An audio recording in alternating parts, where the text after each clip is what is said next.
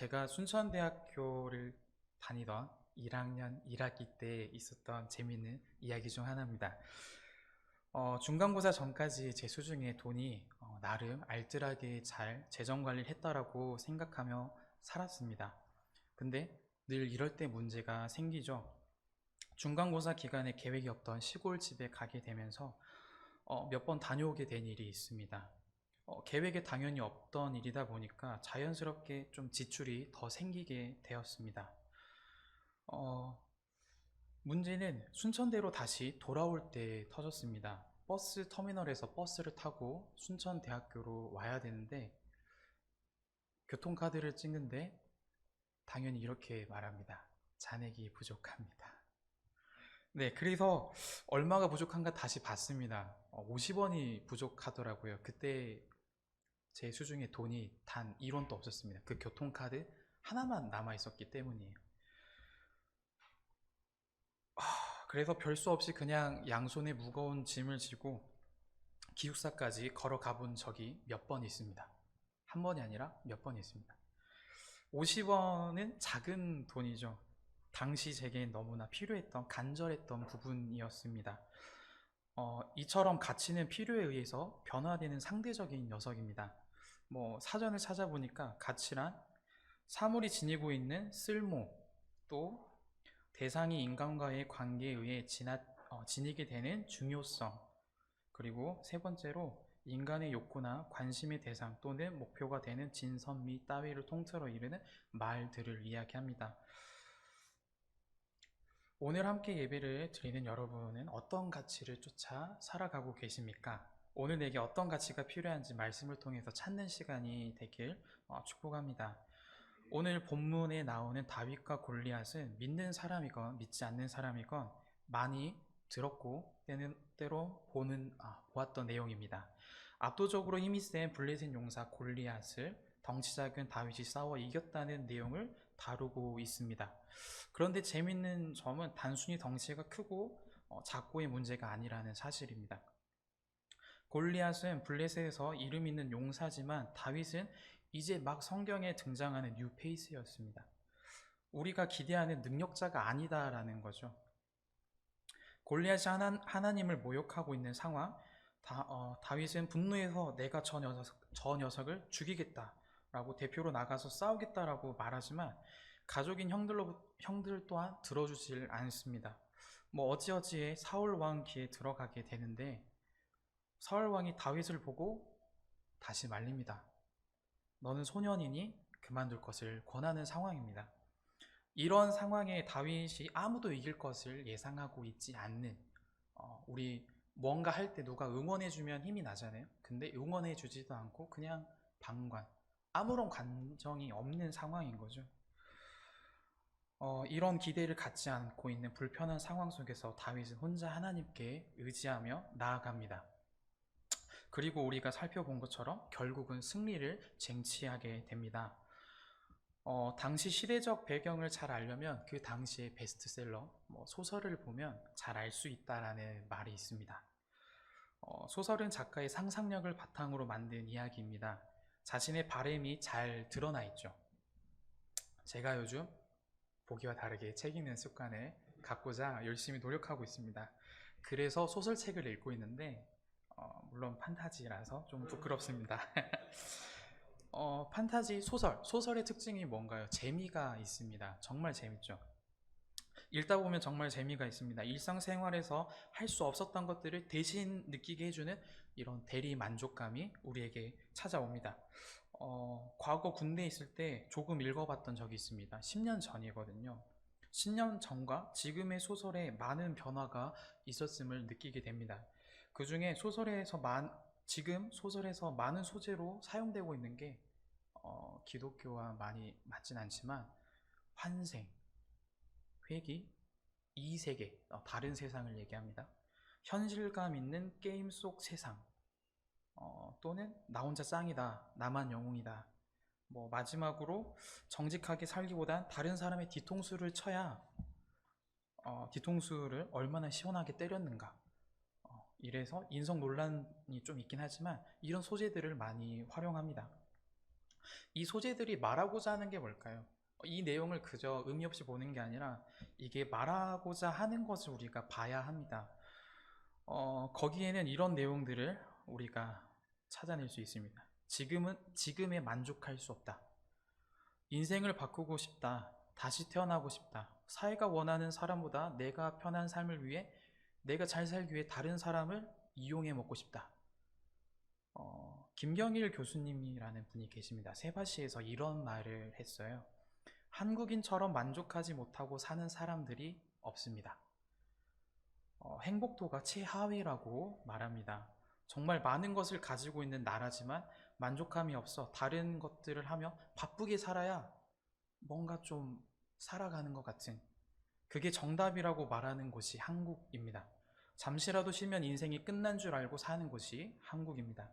한국의 부지런한 습관은 정말 좋은 습관입니다. 하지만 정도가 지나쳐 오히려 우리에게 만족감을 주지 못하게 한 족쇄가 되어 버렸습니다. 그러기에 우리는 스스로 못났다며 헬 조선에 살고 있다. 나는 불쌍한 인간이다 라고 나 스스로를 불쌍하게 여길 때가 매우 많습니다. 그러다 보니까 우리는 자연스럽게 얘기합니다. 나는 안 된다. 이 세상의 어려움을 누군가 대신 해결해 줬으면 좋겠다. 이런 생각들을 하게 될 때 소설 속 주인공처럼, 영화 속의 영웅들처럼 다른 누군가에게 자꾸 기대려고 합니다. 기댄다는 것은 무언가를 원한다는 것이고, 원한다라는 것은 이루어지지 않으면 불만으로 돌변하게 됩니다. 내가 안 될 때 능력이 있는 존재를 찾게 되고, 이렇게 도와주면 내가 성공할 것이라고 생각하기 때문입니다. 다윗을 떠올릴 때 여러 가지 말들을 많이 할 수 있지만 오늘은 영웅에 맞춰 살펴보고자 합니다. 영웅은 영어로 하면 히어로, 네, 발음이 안 좋은 관계로 네, 그냥 히어로라고 하죠. 영웅은 사전적 지식을 좀 보면 지혜와 재능이 뛰어나고 용맹하여 보통 사람이 하기 어려운 일을 해내는 사람들을 이야기합니다. 그런 영웅은 크게 세 가지로 구분할 수 있습니다. 아무도 모르실 거예요. 슈퍼히어로? 혹시 아시는 분 있을까요? 안티히어로라는 게 또 있습니다. 그리고 마지막 하나로 다크히어로라는 게 있습니다. 세 종류의 영웅 모습을 통해서 우리가 어떻게 살아가야 되는지를 좀 살펴봤으면 좋겠습니다. 네.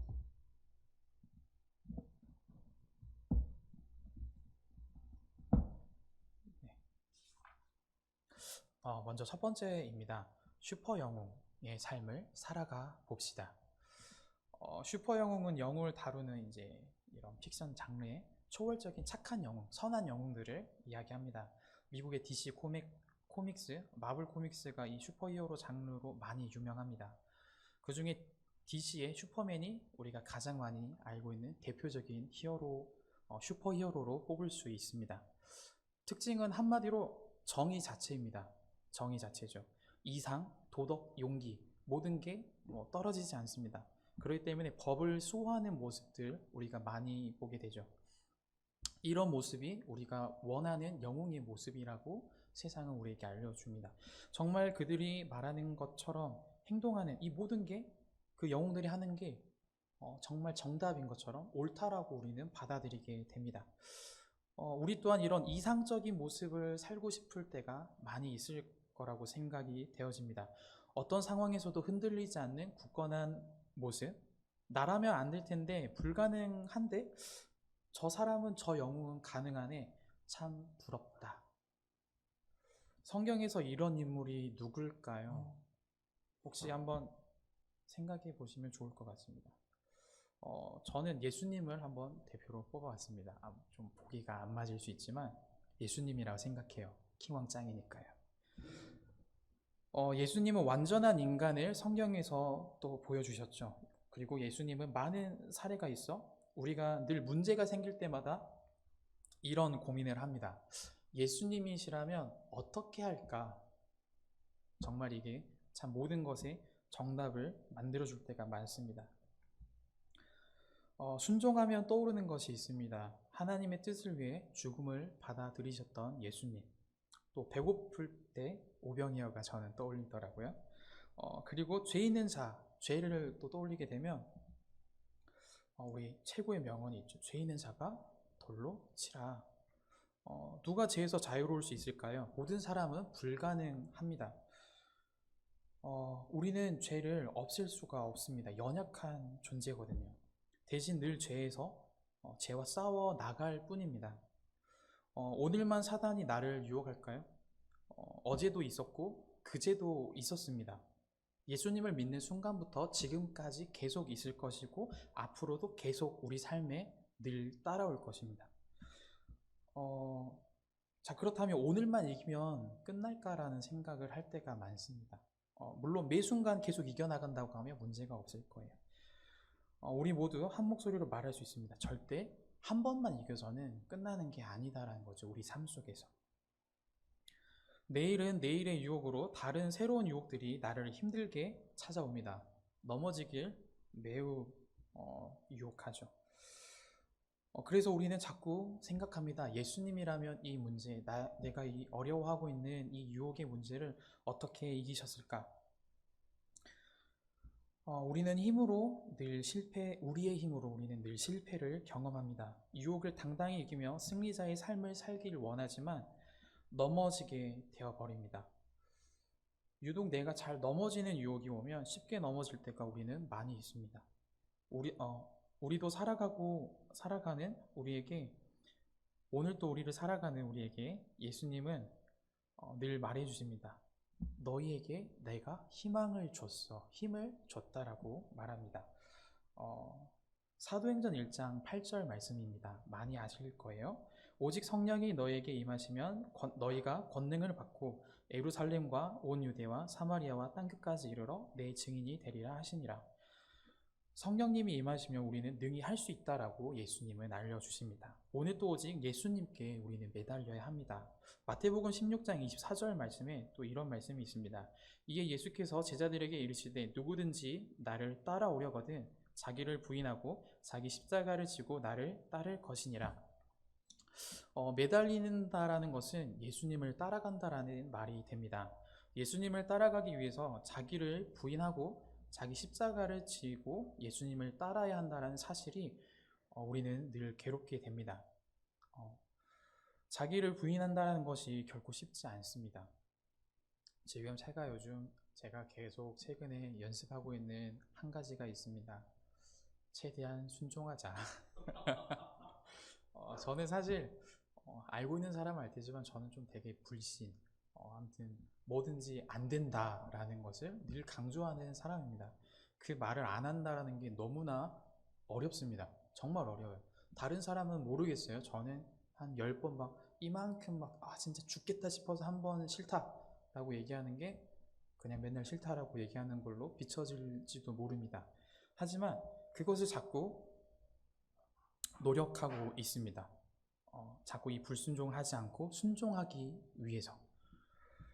왜냐하면 이게 바로 먼저 저에게 가장 큰 나의 부인이기 때문입니다.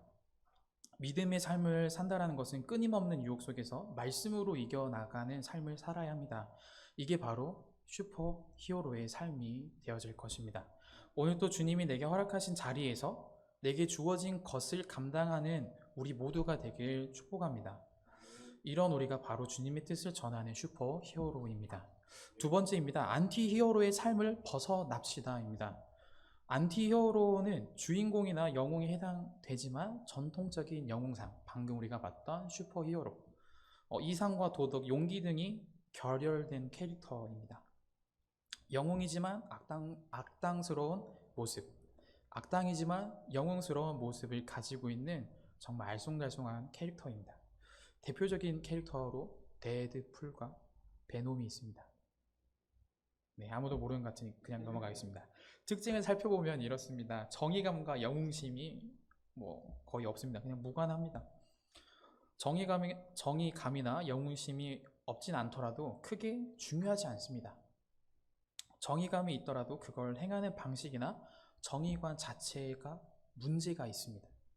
오히려 정의감이 넘쳐서 이것으로 이제 자기가 좀 착각에 빠져 있는 악당이 되어질 때가 있습니다. 그래서 이 캐릭터들은 때로는 착한 쪽, 때로는 악한 쪽, 양쪽을 자꾸 왔다 갔다 아니면 그들과 함께 할 때도 있고 대립할 때도 있고 그냥 지 마음대로 삽니다. 슈퍼히어로와 다르게 안티히어로에게는 많은 특징들을 살펴보았습니다. 뭐든지 딱 구분하기는 어렵지만 안티히어로가 정말 어렵습니다. 상황에 따라 정말 지 맘대로 움직이기 때문이죠. 이런 안티히어로들에게는 히어로라는 말이 왜 들어가는지 의문이 되어집니다. 이런 악당을 얘기하는 게 빌런인데 왜 이들이 이런 게 있을까 의문이 되어지죠. 정의와 어긋난 모습, 고민 없이 자신의 뜻만 맞다면 무조건 이를 저지르고 보는 모습들. 그런데 우리에게 이런 모습이 때로는 매력적으로 끌린다라는 게 참 아이러니합니다. 영화 데드풀을 보셨다면 큰 공감이 되어질 것입니다. 정말 사고뭉치처럼 지 맘대로 합니다. 근데 이게 정말 통쾌할 때가 있다라는 거죠.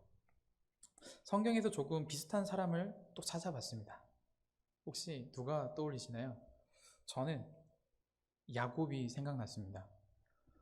하나님을 만나기 전 야곱과 하나님을 만난 후의 야곱의 모습에는 많이 차이가 납니다.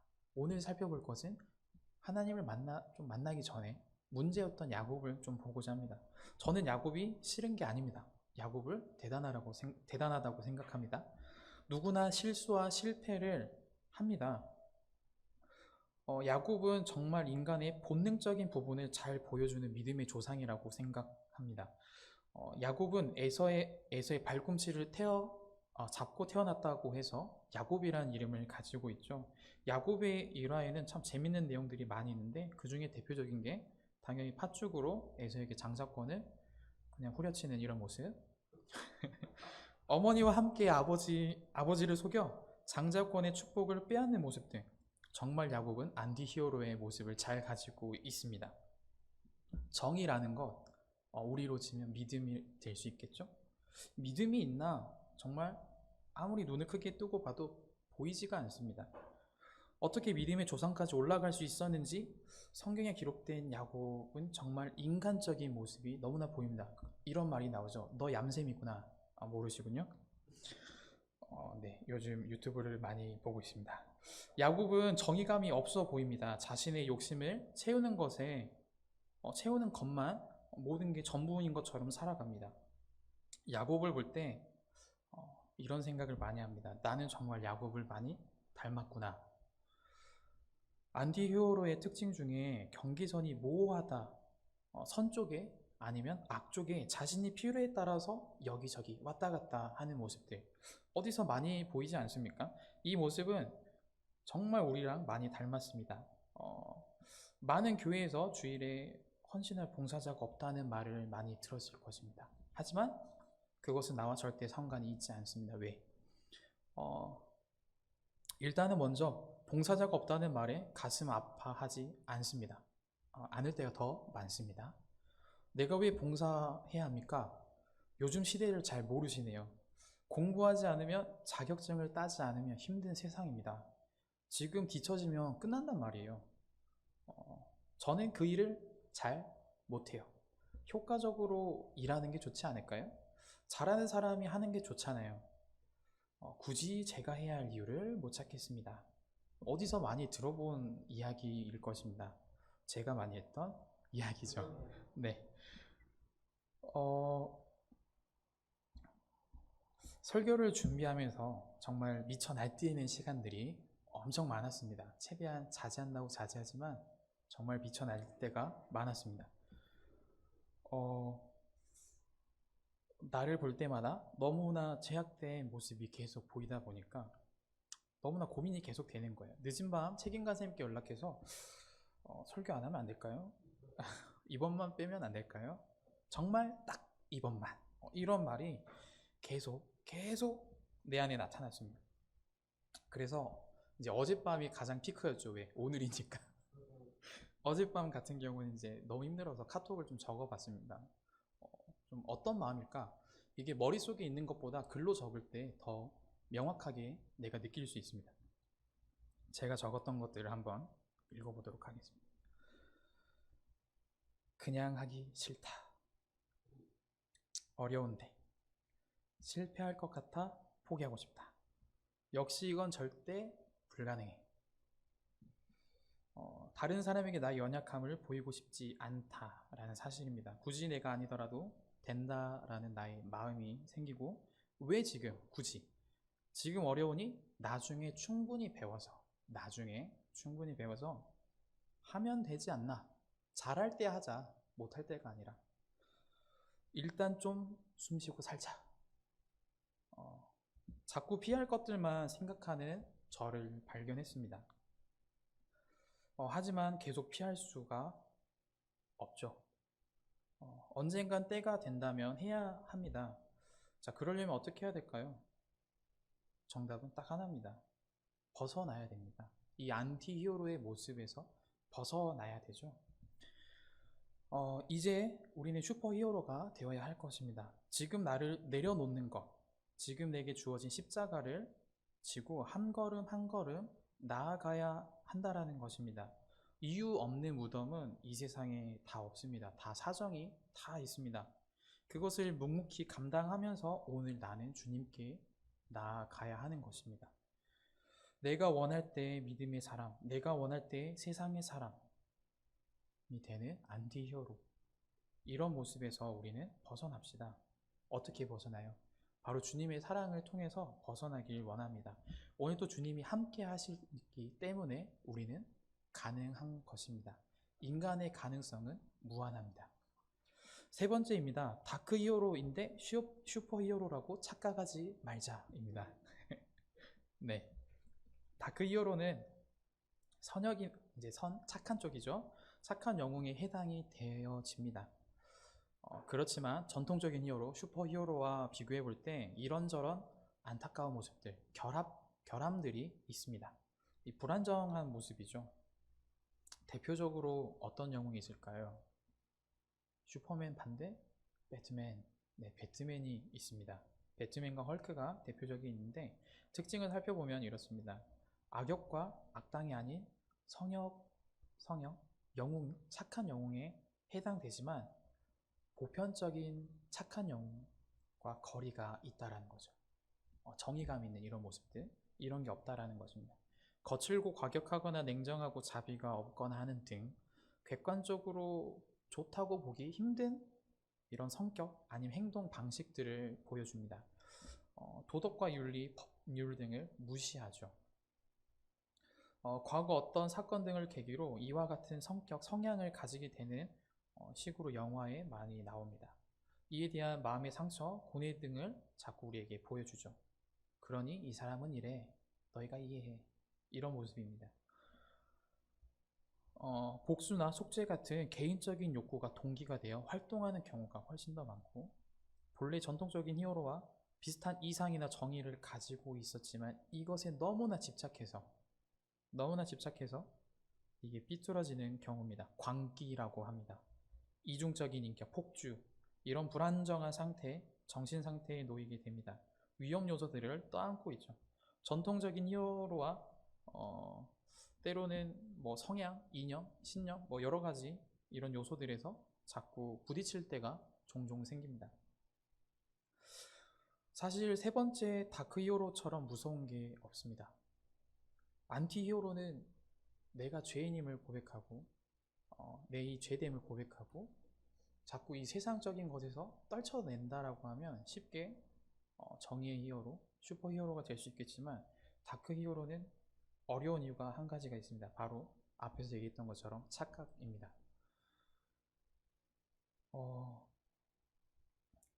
왜 무서울까? 거칠고 과격하거나 냉정하고 자비 없는 이런 모습들, 히어로에겐 정말 치명적인 모습이죠. 우린 그냥 히어로를 말하는 것이 아닙니다. 이 히어로는 바로 우리 믿는 사람을 오늘 이야기하는 것입니다. 히어로라고 말하지만 그리스도인이라 쓴다. 반대로 됐나요? 네, 반대로 됐나 보군요. 네. 아무튼 그렇습니다. 믿는 사람에게 거친 모습, 자비가 없는 모습, 사랑이 결혈된 모습, 심각하죠. 정말 믿는 사람인가 의심이 되어집니다. 하지만 우리 주위에 살펴보면 은근히 많이 있습니다. 일단 나부터 시작해서 시작되니까요. 오늘 이런 다크 히어로의 모습을 성경에서 좀 너무 찾기가 어려운데 굳이 한 명을 뽑아봤습니다. 삼손을 뽑아봤습니다. 삼손을 딱 하면 떠오르는 것은 힘이죠. 근데 힘 때문에 망한 사람이 삼손입니다. 정확히 따지면 힘이라기보단 교만이라고 할 수 있겠죠. 삼손은 사사로 등장합니다. 자신에게 주어진 힘에 취해서 자기가 짱이라고 막 생각하는 이런 교만으로 인해 결국은 넘어지게 되는 안타까운 정말 한 명의 영웅입니다. 그는 하나님의 백성으로 그 중에서도 나실인이라는 특별한 또 사람이었죠. 자신의 힘의 비밀을 다른 사람에게, 그냥 다른 사람이 아니라 믿지 않는 사람에게 알렸습니다. 그리고 결국 그 사실은 자기의 머리카락이 잘리게 되는 사건에 다다르게 되죠. 이때 힘을 잃어버렸다라고 성경은 이야기합니다. 정확히는 하나님의 영이 삼손에게서 떠났다라고 이야기합니다. 우리는 순간순간 관가할 때가 많습니다. 하나님은 분명히 이렇게 살아라, 너 이렇게 살아야 돼 라고 얘기하는 게 있습니다. 있지만 내가 원하는 일을 진행할 때가 많이 있습니다. 하나님이 이렇게 살라고 하는 것을 무시하고 내가 원하는 것을 그냥 합니다. 그리고 포장을 하죠. 이것은 하나님이 하라고 했어. 하나님이 나에게 이것을 하라고 정말 하셨어. 하나님의 음성을 내가 때론 들었다라는 말까지 사용할 때가 있습니다. 하나님을 위한 것이다라고 포장하는 이 말이 정말 위험합니다. 다크 히어로처럼 착각에 빠지게 된다라는 거죠. 우리는 이런 무서운 착각에 빠져서 안 됩니다. 내가 주인이 아니라 주님이 주인이시다 라는 사실을 잊어버려서 안 된다라는 것입니다. 우린 자꾸 망각하게 됩니다. 잊어버리게 되죠. 왜? 지금 당장 하나님은 다른 것을 때로 원치 않을 때가 있거든요. 지금 너의 삶을 살아가면 돼. 자유가 내게 주어지다 보니까 이것도 내 거, 저것도 내 거, 다 내 거. 분명 하나님은 다 네 거가 아니라 내 건데 내가 너한테 준 거다 라고 얘기하면서 그거에 대한 증표로 얘기하신 게 있죠.